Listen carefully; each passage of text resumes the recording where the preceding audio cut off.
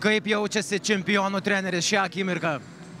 Šią akimirką dar nesu suvokęs, kad mes tą padarėm. Tikrai didžiulį pagarbą Vilkaviškio komandoj, treneriui, matom, iš 7. vietos žaidžia finale ir mums nebuvo lengva. Galėjo pratęsti tą seriją, bet kaip aš žaidėjams sakiau, mes sezonų metu 5 overtimus, iš 5 overtimų vieną laimėjom, tai šį kartą buvo sėkmė mūsų pusėje. Treneri, aš žinau, kad visi treneriai visada tiki savo komandą, bet dabar jau, kada baigėsi sezonas, kada būtent supratot, kad šiame sezone negali būti kitos vietos, kaip kad šie pirma, kada buvo tas jausmas viduj, širdį? Viduj širdį iki paskutinių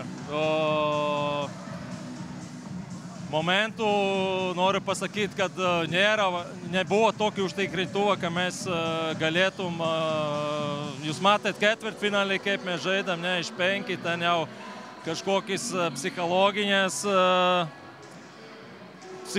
dalykai eina iš praeitų metų, bet kad mes praėjom į tą ketvirtuką, tai matosi, kad komanda atsipalaidavo ir jau pradėjo žaisti tą, ką mes norim. Didžiausi nuopelnai komandoj.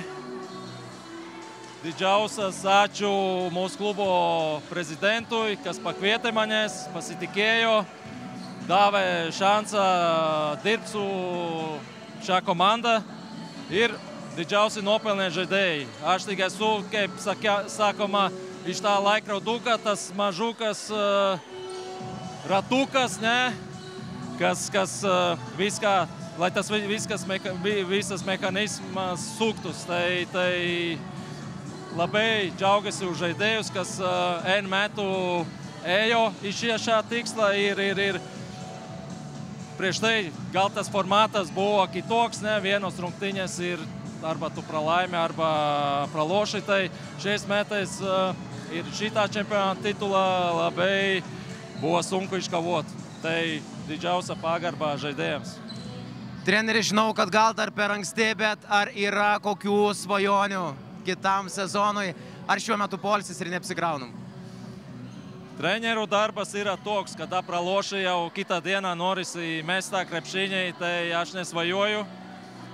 Džiaugiuosi, kad mes kažką pasiekėm. Žiūrėsim, kol kas su agentais nesu šnekėjęs, bet čia nieko nereiškia. Čia yra, aišku, titulas, bet mes Lietuvoje esam 3 milijonai treneriai, tai konkurencija didžiulė. Ačiū ir sėkmės, treneri.